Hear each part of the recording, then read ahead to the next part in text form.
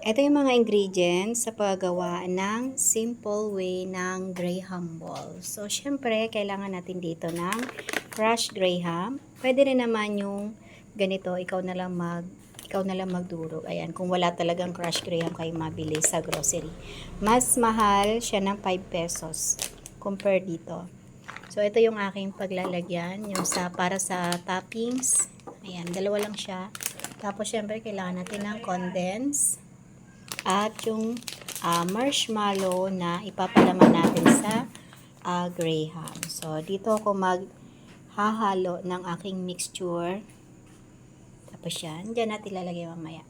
So, let's start. Time-lapse na lang natin para mabilis.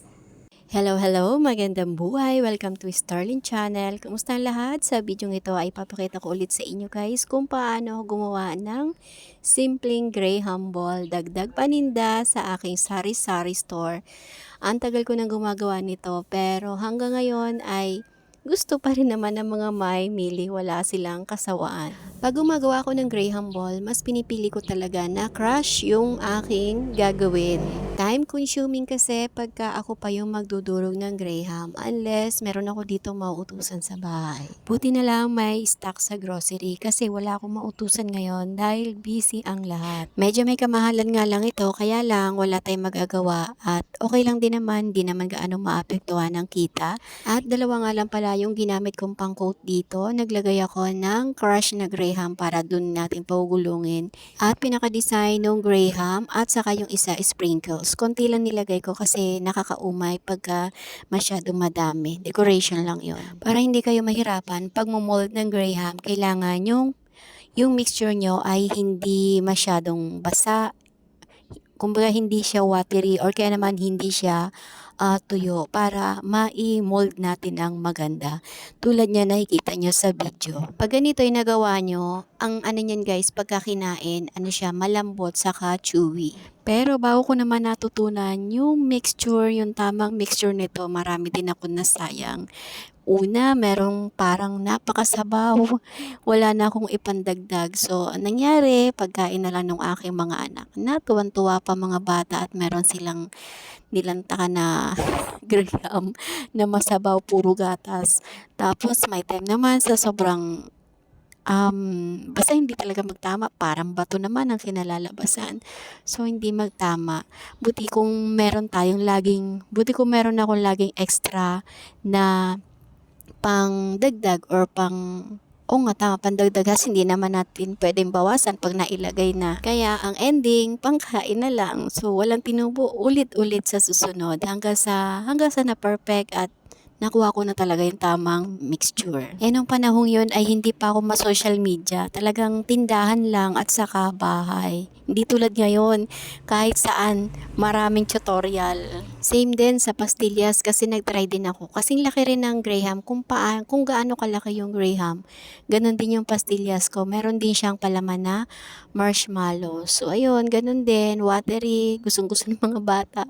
Kasi napakadaming milk, condensed milk. Kaya ayun, hindi naman nasasayang. Ang nangyayari, wala lang tinutubo, wala lang kinikita kasi nga napupunta sa pagkain. Pero ganun talaga pagka gusto mong matuto. Yung iba pinagdadaanan yung ganong senaryo, yung iba naman talagang nape-perfect na kaagad nila. Gusto ko nga ulit gumawa ng pastillas or pastimalos, kaya lang wala pa talaga akong time ngayon. Tapos, syempre yung budget, pinapaikot-ikot ko lang sa tindahan at pagka nagkakasabay-sabay ang mga bayarin, so ayun, kung ano lang nandito, yun alam mo na yung pinagtsatsagaan. At dito nga, malapit na ako matapos. Isa't kalahating graham yung ginawa ko dito at